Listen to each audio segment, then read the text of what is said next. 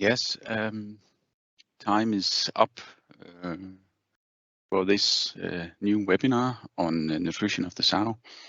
I'm welcoming the participants. I see we're still having some participants coming in, but to respect the ones who joined at the announced time, I think we'll just slowly get started.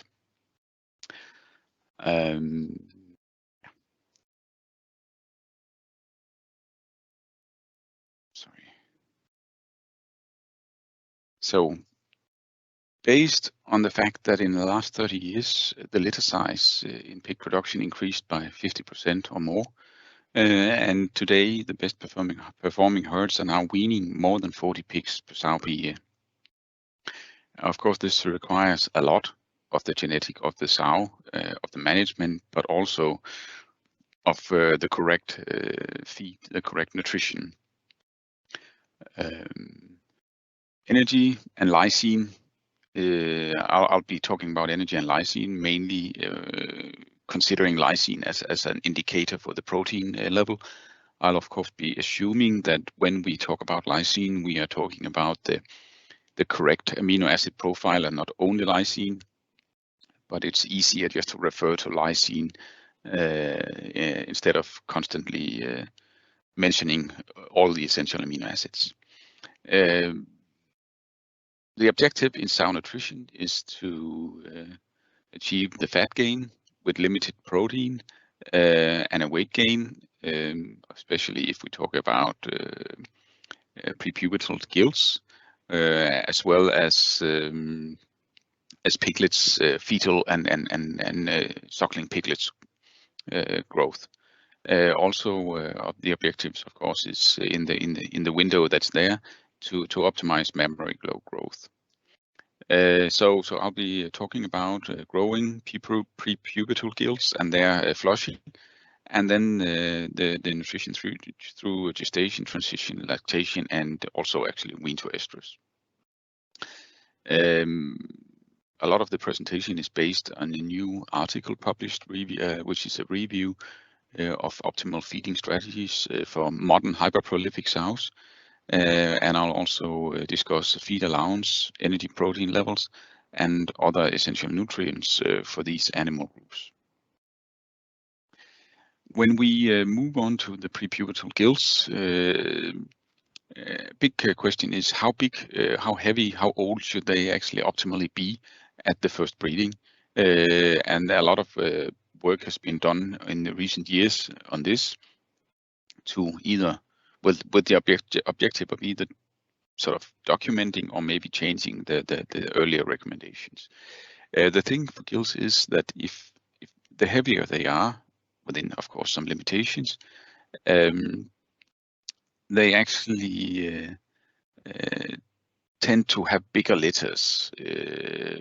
Unfortunately, also heavier gilts at first breeding means higher feed consumption, feed volumes for the remaining time of their life, as they will be bigger, and also there seems to be negative impacts on pregnancy rates in later litters, as well as poorer longevity. One thing that we have to remember about the gilts that we are working with today is that they are part of a genetic pool that is actually mainly selected for fast and lean gain. And as it turns out, this is conflicting a little bit with the objectives for optimum productivity and longevity for sows. So the tool we have left is actually to nutritionally moderate this genetic potential, and meaning that we have to limit the growth rate during them when they are growing up, and of course also manipulate the distribution of the fat to protein ratio in the body as far as possible. The current Danish recommendations is to breed the first breeding in the second heat, which should be around 220 to 240 days, or 140 to 160 kilos, back fat 13 to 15 millimeters if you succeed in managing the growth rate of the pigs. This means actually that the growth rate should be as low as 750 to 780 grams per day from 30 to 140, 160 kilos. Which of course is fairly low compared to many high-performing finisher farms that can show 1,000, 1,100 grams daily gain up till maybe slightly lighter pigs at the end, but still it's considerably higher. So this is why it is recommended strongly to feed restricted from an early time in the life of the gilts, and if nothing else is possible and it is necessary to feed ad libitum, still they should be there should be an attempt to limit the feed intake, because research shows that ad libitum feeding from 47 kilos of body weight for another 12 weeks, they actually eat 0.75 kilos extra per day, ending up in having a 16 kilo heavier final body weight at the insemination. So we need to make sure that we have high fat. Sorry, I see a word is missing here. High fat content and low protein content in the body. We do that. We regulate the gain level by reducing or limiting protein, at the same time providing a relatively high, or at least medium, energy level.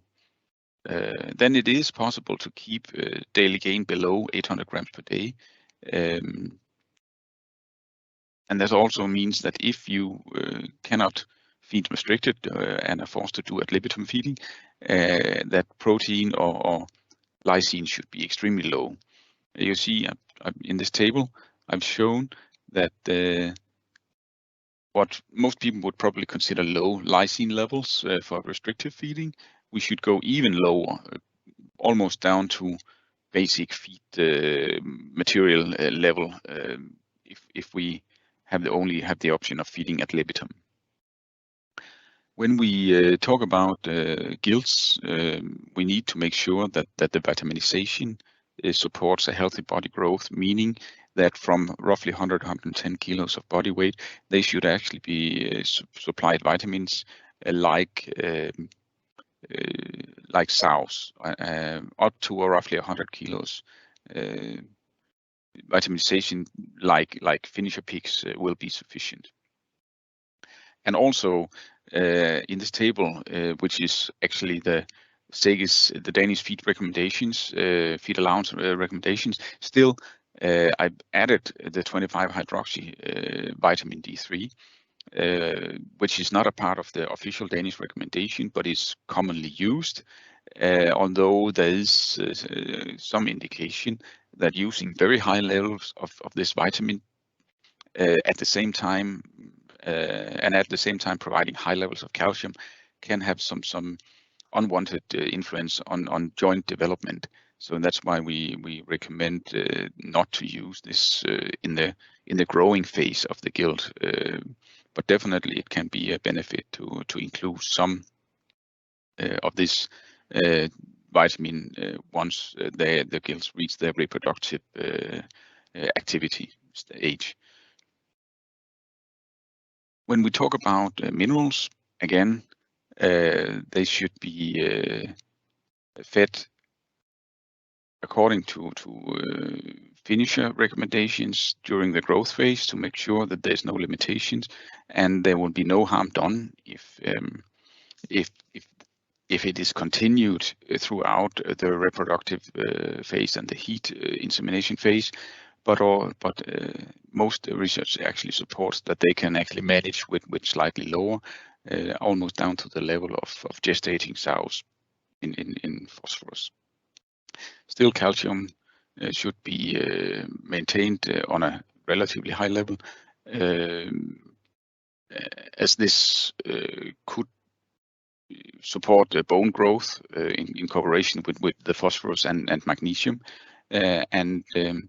Those of you who are familiar with the Danish system might notice that there has been a change from earlier versions in the magnesium recommendation, which earlier was slightly more than 0.4 grams per kilo for all animal groups in the Danish system. Now it is actually emphasized to add more magnesium or assure more magnesium to younger animals, even though these the levels shown here are actually fairly low compared to a typical feed formulation, feed component combination without addition of magnesium. Also, once the gilts start getting older, for maximum longevity, we normally recommend the use of organic trace minerals. And just a comment for the calcium and phosphorus, we also sometimes see farms who tend to increase the phosphorus levels dramatically.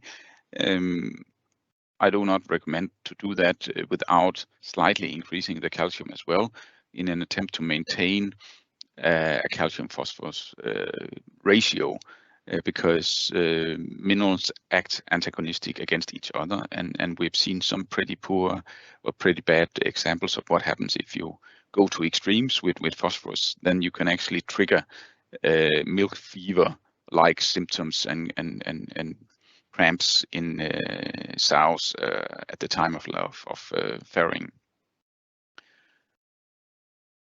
Flushing of the prepubertal gilts is a question that has been also discussed, and recent work in Denmark actually shows that it is extremely important with gilts only to flush them before insemination. It has been practiced, and for sows it makes sense to have a slightly higher feed allowance just after insemination, but for gilts it turns out that they actually lose quite some of the embryons if we feed them too strongly after insemination. So it's really important when working with flushing high increased feed levels only before insemination, especially when it comes to gilts. Some work done on the optimal duration and time of flushing shows that short and relatively late flushing is to be recommended, where all other strategies sort of in this trial resulted in poorer performance. But also what we learned from this trial was actually that when we have lean gilts, that means gilts that are sort of in the low end or maybe even below the recommended level of back fat, they actually seem to benefit more from flushing than more fat gilts.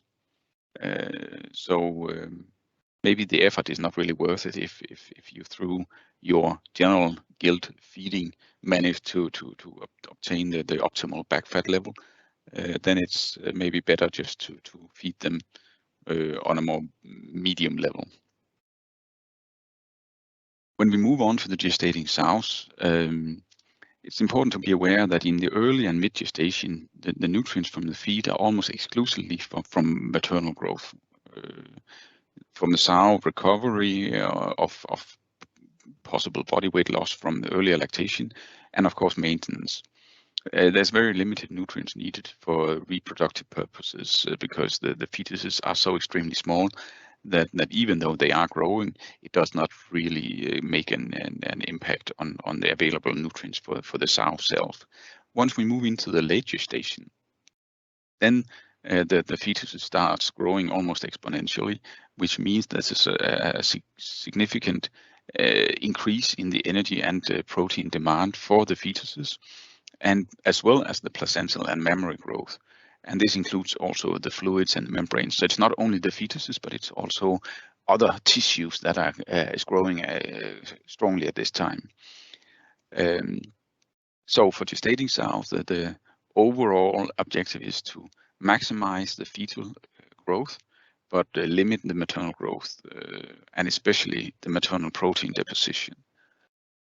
Research has focused on different feeding strategies, and a simple strategy with the same feed allowance every day, more or less throughout the gestation, actually compared to a feed strategy increasing the feed allowance at the end in the last third of the gestation, actually showed that there was a difference of 0.7 born pigs, live born pigs per liter. And also, of course, focus has been on comparing what is the correct feeding level at the late gestation. And there seems to be a response. It's not completely linear, but it's a growing response to increased feed allowance in the last part of the gestation. So where we can say that 2.4 kilos is definitely too little. Whether it should be 3.3 or 4.3 kilos can be more of a question. But it's definitely to be increased by at least 1 kilo of feed per day at the end of gestation.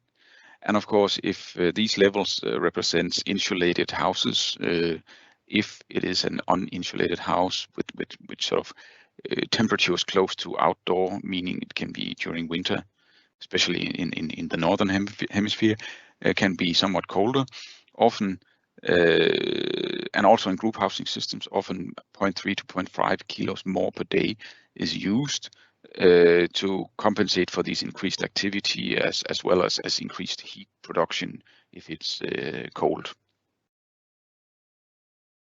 So the recommendations have been difficult to establish actually, because there's so many different indications. But when we talk about lysine, we know now that the best utilization of the lysine, or you could turn around and say the lowest nitrogen excretion, is actually at a daily lysine, SID lysine intake of 7.2, 9.1, and 13.5 grams respectively in the 3 different stages. But as you see, trials have shown that the optimal level is anywhere in the early stage from 9.4 to 14 grams per day, and in the late phase 17.4 to 21 grams per day. I put in the recommendation, which is in the early stage to the low side of what the trials have shown. But again, keep in mind, we don't want the sows to put on protein to deposit protein during this phase. And you see it's actually slightly higher in the late gestation, which is because of the ever increasing litter sizes that we need to facilitate. So what is the correct lysine level per kilo of feed? Well, I've shown the examples saying, okay, if you're working with 2.3 kilos per day as the minimum, then you will, no matter what, almost how low you go in lysine, you will always be sure to supply at least 8 grams of SID lysine per day.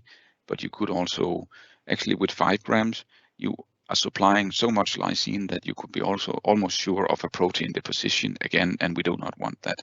So probably the most optimal lysine level is 4 grams SID per kilo. If we look into the late gestation, you see even with 4 grams of lysine per day and 3.8 kilos of feed per day, you only reach 15.2 grams of lysine, which is absolutely to the low side.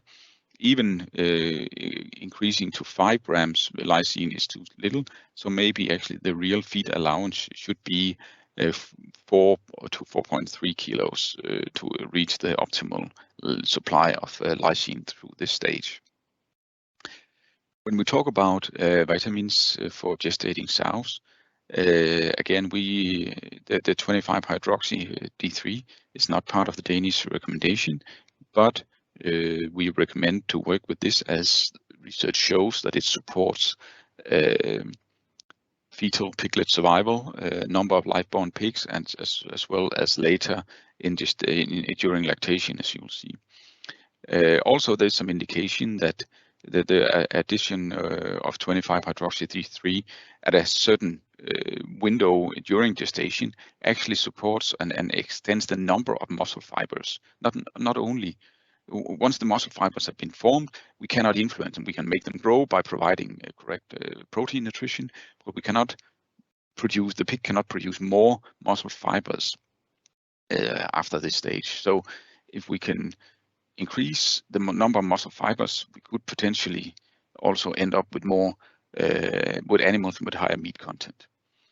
Vitamin C, as you might notice, is not a part of the Danish recommendation. Again, as an antioxidant, as a vitamin E support, we often recommend using vitamin C at anywhere between 100 and 200 milligrams per kilo anyway, because we have experienced that this could support piglet birth weight. When it comes to minerals for gestating sows, again, we are mainly at a maintenance level because, again, the level, the nutrient volume needed for fetal growth is quite limited. Again, be aware of not increasing phosphorus too much without also slightly increasing calcium. And organic trace minerals is strongly recommended to make sure you have the best claw health and also productivity of the sows. This is the general feeding curve that throughout the reproductive cycle that we are recommending, and you see there's different levels through gestation, and this is based on the body condition of the pigs, of the sows, and you also see that it's an area, it's different levels during lactation, because some sows simply cannot eat a lot, but there should be a certain minimum achieved. And on the other hand, at least under Danish conditions, we sometimes see sows that are able to eat 10 to 12 kilos, which is basically unnecessary. So also we recommend to limit the feed intake to some extent if the sows have a very high feed intake.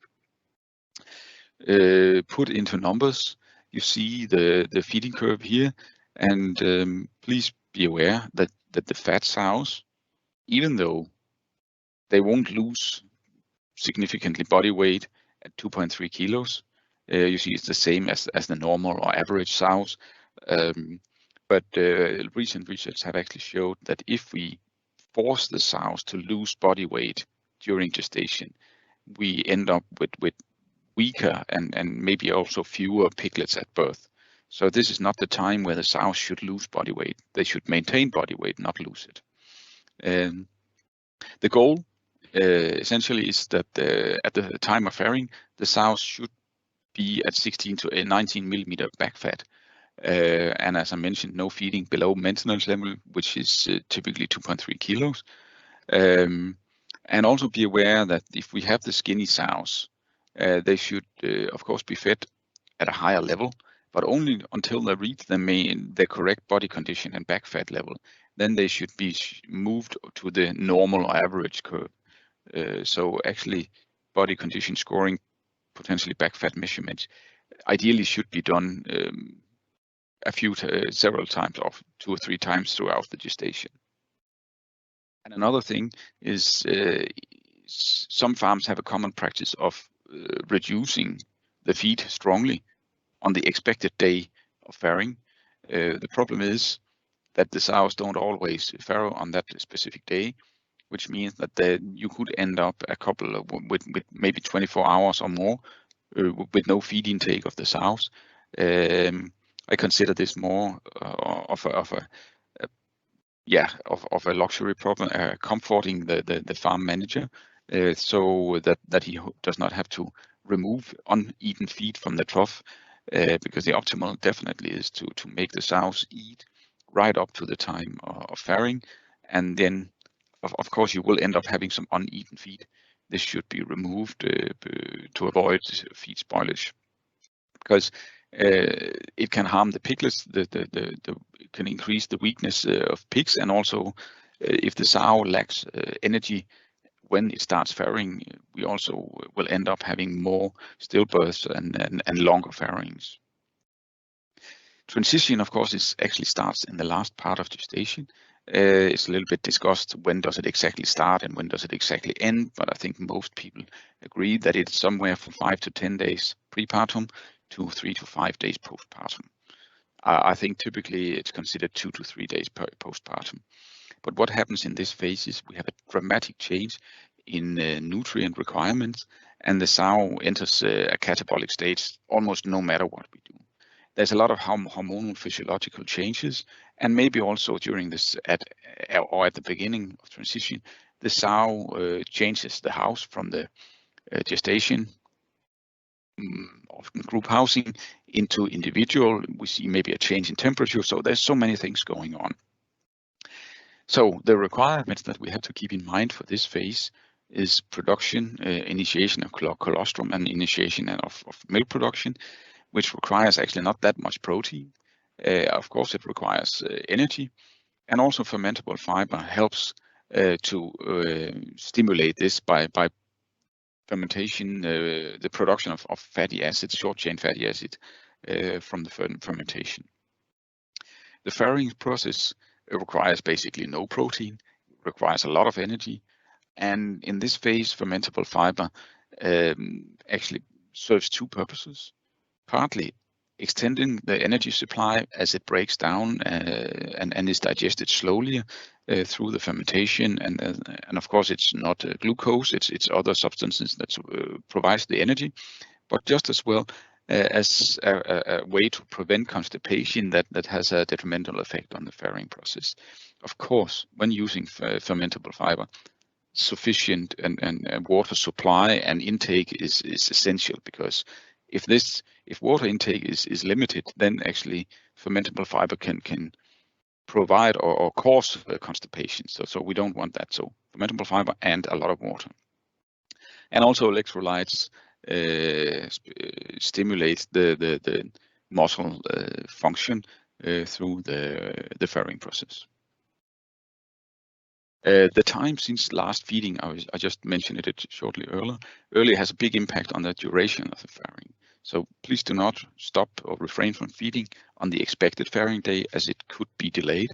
There's been a trial showing, increasing or administering glucose by infusion in the gut helps, but this is a quite impractical procedure in practical farms.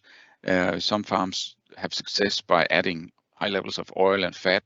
Some years back, coconut oil was very popular, but again, it's quite demanding when it comes to labor. You should aim for 4 daily feedings and every 4 to 5 hours. At this level I discussed earlier, 3.7 to 4.1 kilos per day. Actually low protein and in this phase is important as well, because if you can see from these diagrams that stillbirth rate increases with increasing crude protein, and it's almost linear with the actual duration of the farrowing. Keep in mind, the optimal feeding in the transition is definitely not a high protein lactation feed. Time from last meal is important, that we aim that there's no more than 3 hours from the last feed intake until the start of farrowing, as you see from this diagram. That is summarizing a number of different experiments, but they seem to be fairly, even though there's a distribution and there's a spread, but still you see a quite clear change around 3 hours. So that's where roughly 71% of the farrowings would actually be. So in all these farrowing, you would see increased farrowing time. You see here assistance, you see stillbirths, you see duration correlated to stillborn piglets. But there is a strong correlation between time from last meal and the duration of the farrowing. So keep that in mind, and this is why, of course, try to limit, try to extend the feedings across the 24 hours of the day. Colostrum is mainly produced after birth of first piglet. Earlier it was believed that it was actually produced in the days before farrowing, but this now we know that this is not really the case. The volume of colostrum depends on the number of mammary epithelial cells that are developed during late gestation. So when it comes to this part, of course, the basis, the conditions for colostrum production is formed through the late gestation. It's speculated that it can be manipulated through nutrition, but as the mechanisms are not well described, we still are not able to sort of, from a commercial point of view, practical to work with that. With increasing litter size, the yield of colostrum has actually developed, but not as much as litter size, which means that the risk of pigs not getting enough colostrum, of individual pigs not getting enough colostrum, actually has increased. And some research shows that if there's more than 15 live-born piglets in a litter, there is a risk of insufficient colostrum yield or intake by the pigs. 250 grams of colostrum is considered being the critical intake for survival and growth. Actually, some research also shows that maximum colostrum yield is obtained if you feed only 3.1 kilo of feed per day from day 110 of gestation, which of course conflicts with some of the others numbers I've mentioned.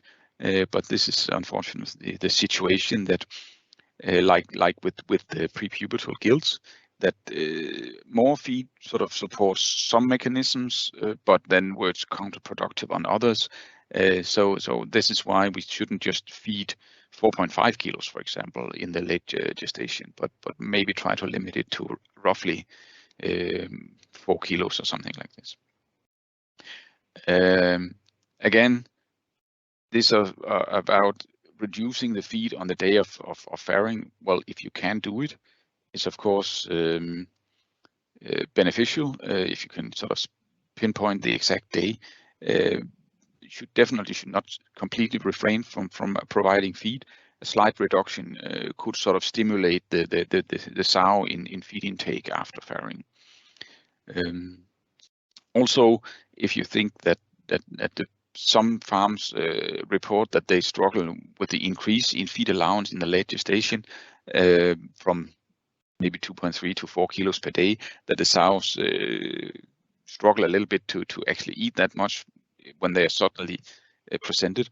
You could actually split that into two, start a little bit earlier at a lower rate, and then wait until a little bit day 92, for example, to increase to the final level.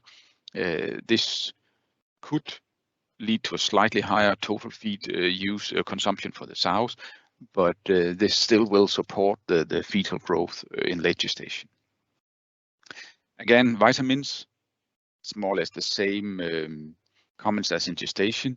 Again, the same comment on 25-hydroxy-D3, but it supports milk production, it supports piglet survival, and still we recommend from the sows enter the farrowing unit to start using vitamin C, as this could support the birth weight of the next litter.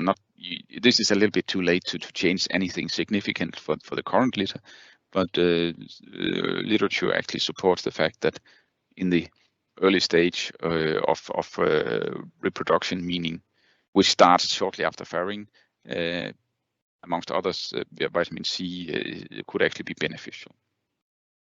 When it comes to minerals, of course, we need in transition and later lactation a higher level of minerals because of the milk production.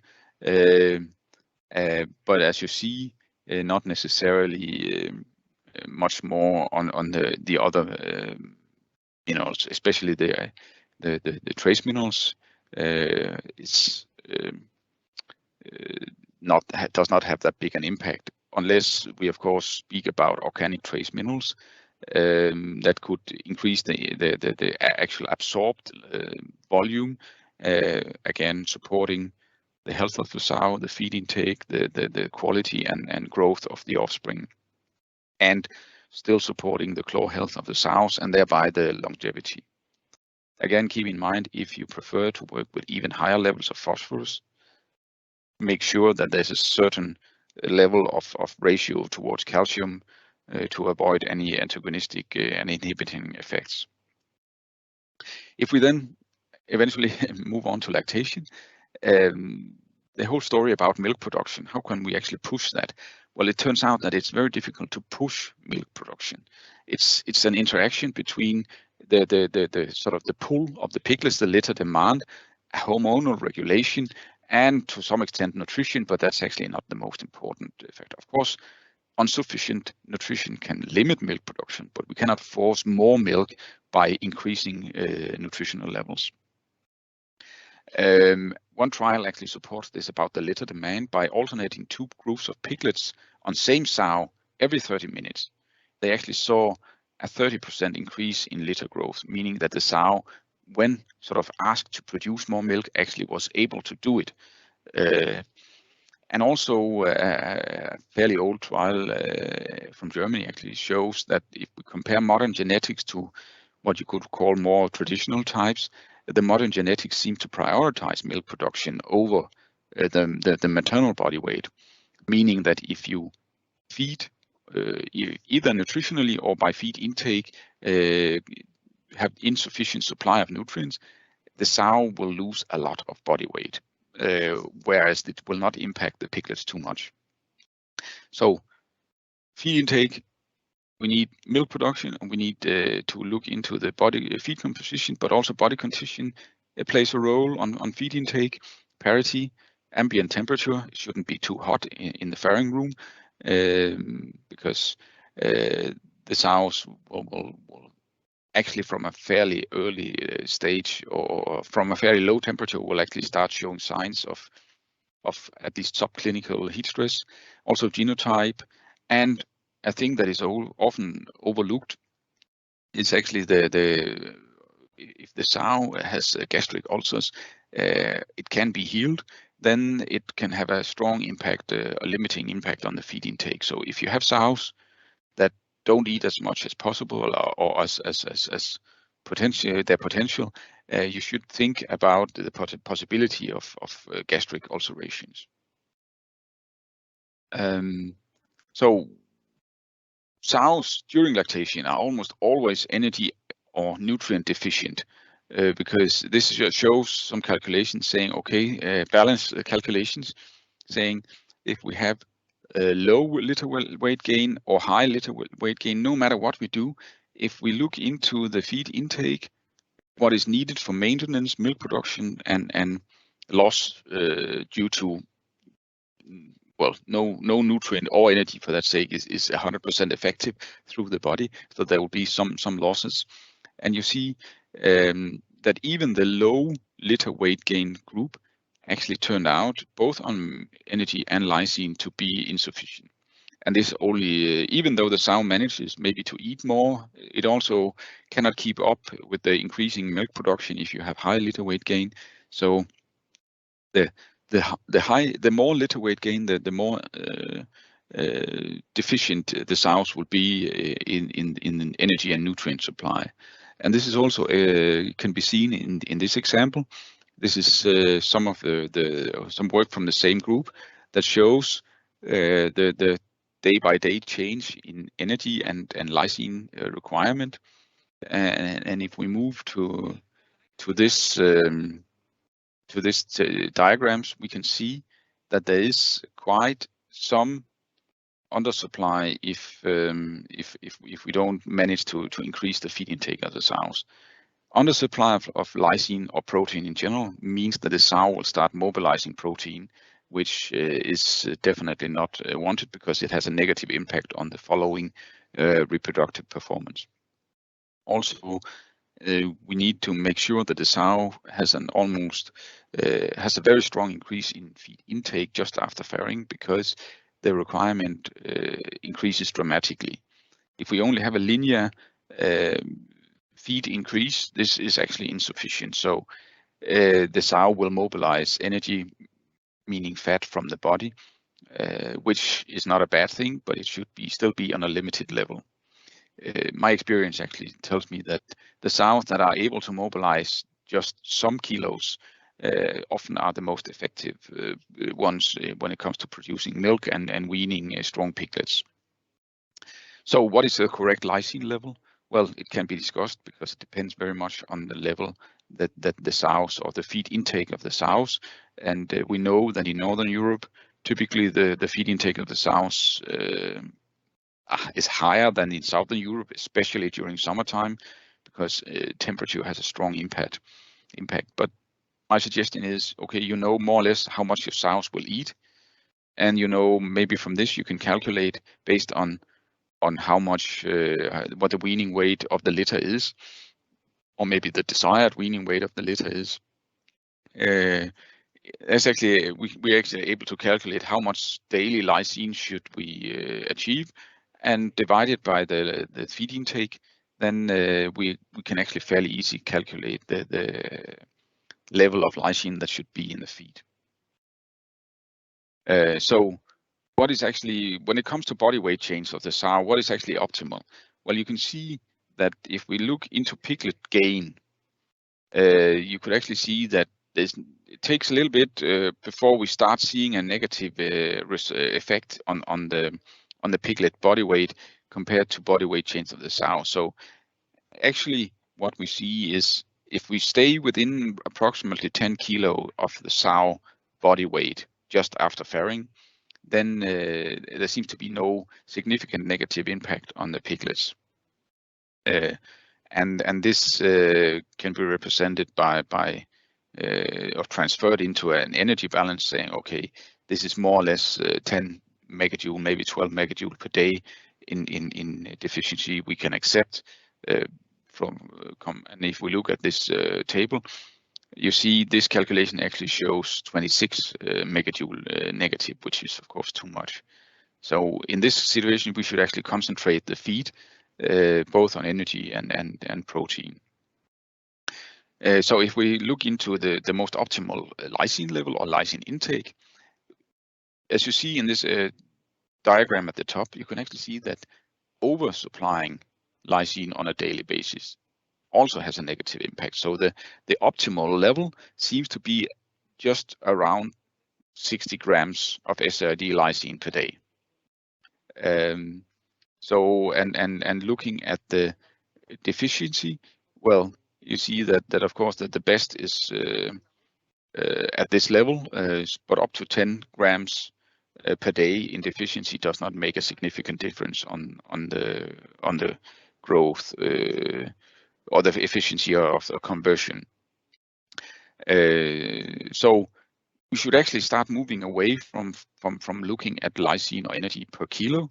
We should more look into how much per day. Of course, I realize that this means that it will be more herd or sow specific. I think sow specifically, we are not quite there yet with technology. So we would have to look into sort of herd productivity to try to adapt the levels on a farm basis. Lactation, vitamins, 25 hydroxy D3 again here, recommended from our side, still not part of the Danish recommendation.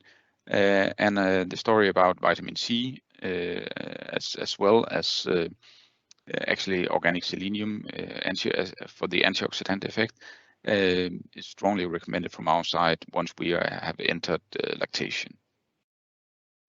Minerals, you see here an even higher level of digestible phosphorus and calcium, because now the volumes are getting have a strong increase. We cannot really increase the iron a lot because it could have some negative impact on E. coli growth in the gut. Zinc, well, we limit it by law at least in Europe. And as well, we normally recommend also increased selenium levels, but we have limited possibilities. There's a restriction of maximum 0.5 milligrams, of total selenium in the feed. So that's limited how much we can actually add on top. Still, watch out for the calcium phosphorus levels. We see that some farmers, some countries try to increase the calcium level, maybe even to 10 grams per kilo. Again, be aware that this could cause reduced utilization of other minerals, and where phosphorus might be the most important one. So using phytase to increase the availability of calcium is definitely also recommended. Again, you see the feeding curve, and now for the lactation we are here, we need to aim for 7.5 up to maybe a maximum of 9.5 kilos of feed per day.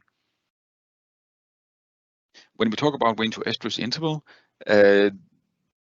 again, the most important is the change in protein. We should not really reduce energy too much because we want to stimulate the estrus, but we need to sort of stop the milk production. So we need to reduce. Of course, we shouldn't keep on feeding on the same level as in lactation, but we should maybe maintain more or less the energy level of the feed, and then simply just reduce the protein, because this will stop milk production. We could also make a strong reduction and then for a few days and then an increase again. But basically from once the milk production has stopped, we need to feed maintenance for some days until we need to sort of stimulate the ovulation. And again, a flushing strategy could come into question here to support the ovulation of the maximum number of eggs. Again, as you see, the vitamin recommendations for wean to estrus is very similar to that of gestation and lactation, even though lactation usually we try to provide more vitamin E. Minerals, on the mineral side, well, there's not really any growth, so we need to support the bodily functions, but that's it. That means maintenance. Of course, copper, selenium, zinc could have an influence. Manganese as well could have an influence on reproduction. So it could be considered increasing those where it's legally possible, but still the documentation is somewhat scarce when it comes to this. The most promising is actually some work being done on manganese at the moment. Still, I would recommend organic sources of trace minerals to support the longevity of the sows. And this organic trace minerals longevity, well, we have a concept product called Sowomic, which consists of organic copper, zinc, and manganese, and increased biotin, originally designed to support claw health for longevity, but also later have proven itself positively on sow feed intake, thereby milk production, reducing mastitis, the cell counts of the milk, showing higher post-weaning immunoglobulins, even if only the sows during lactation have been fed with this combination. Also organic selenium and potentially increased iodine. When I say increased, I mean compared to the normal Danish recommendation, because some recent work also supports that iodine is important for T4 thyroid hormone production, which is the inactive form. Selenium is very important for activating this hormone, and T3, which is the active form, actually initiates or increases the production of growth hormones, prolactin, meaning through gestation, it should have an influence, a positive influence on birth weight and weakness of the piglets. During lactation, we see more iodine in the milk, but we also see more T4 and T3 in the piglets because of the iodine levels in the milk. We actually also see more zinc in the milk on day 6, and this is relevant for the discussion about a de facto zinc deficiency of piglets just after weaning. So we need to sort of provide as much as we can for the pigs to be able to build a storage.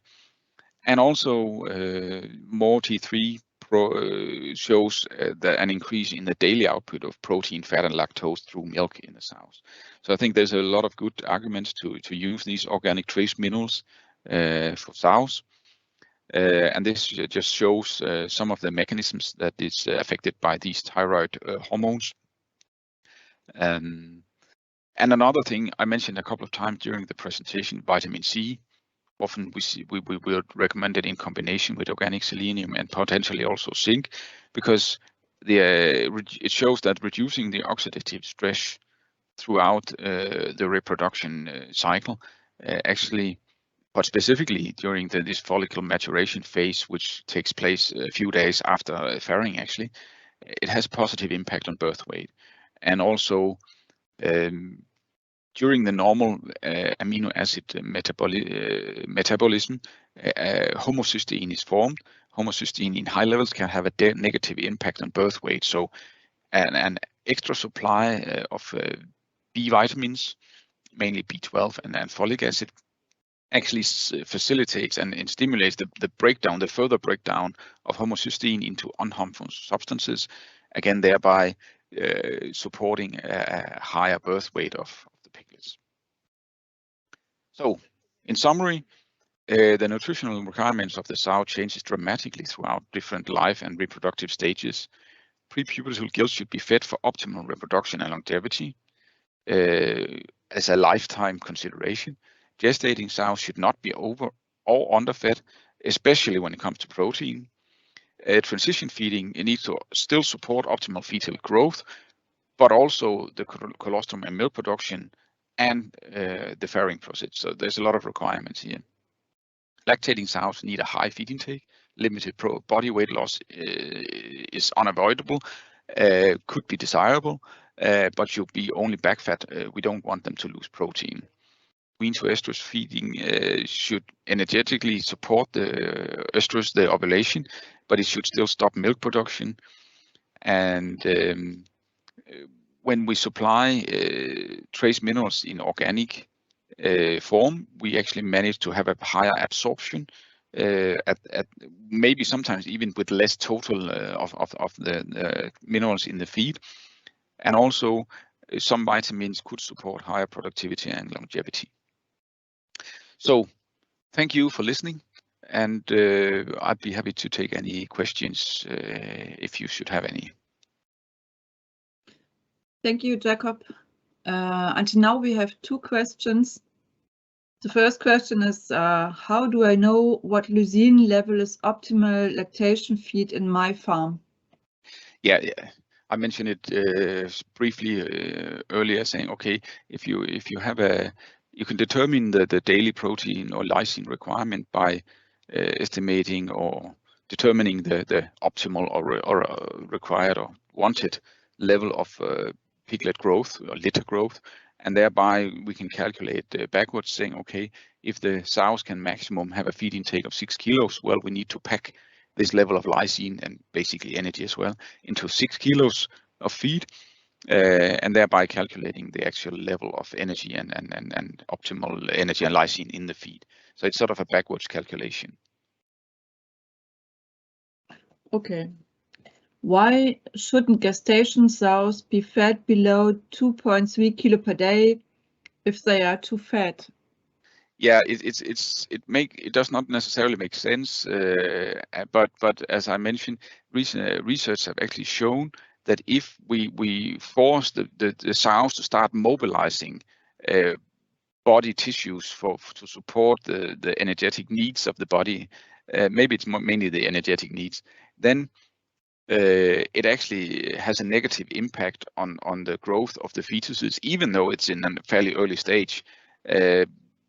I don't know the exact explanation. You could speculate that it has something to do with some molecules, some substances that is released during this stage, catabolic stage, and meaning that has a negative influence on the piglet. But what we know now is that if we feed below maintenance, meaning that the sows actually lose body weight significantly in gestation, then it has a negative impact on the birth weight and the vitality of the piglets.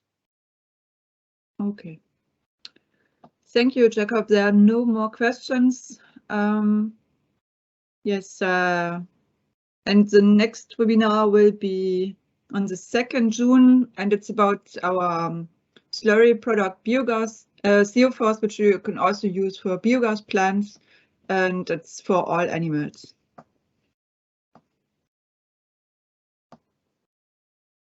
Thank you. Yeah, thank you everybody for listening. Bye-bye. Bye.